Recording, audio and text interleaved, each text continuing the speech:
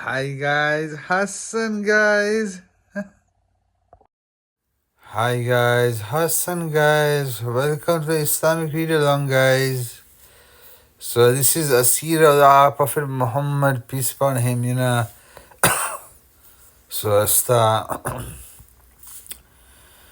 pre-Islamic Arabia was a man's world per excellence.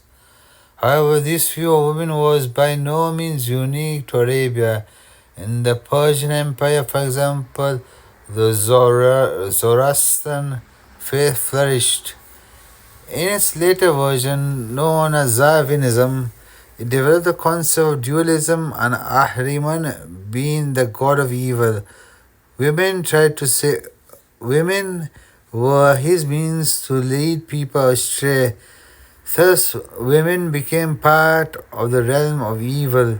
The ancient Greeks classified women as inferior creatures whose sole function was to continue the species and attend to household chores.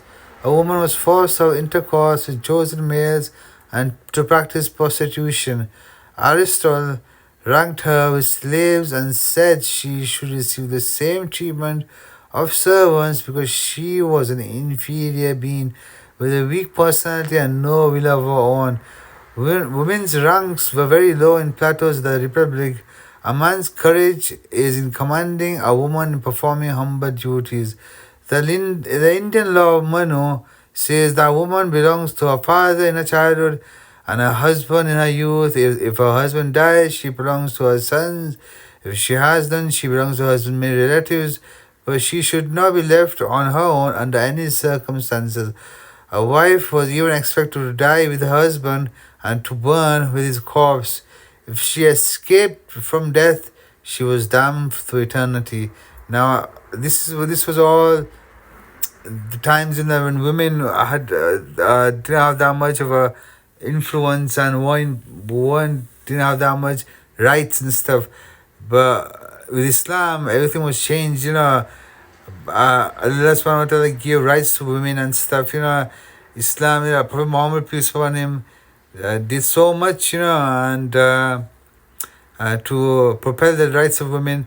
Like there's a verse, there's a hadith, um, the best of you are the best to your wives.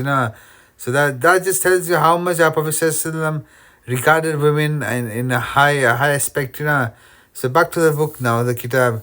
This is just talking about our Prophet ﷺ before he revealed before the atmosphere before prophethood and before Prophet Muhammad, peace upon him.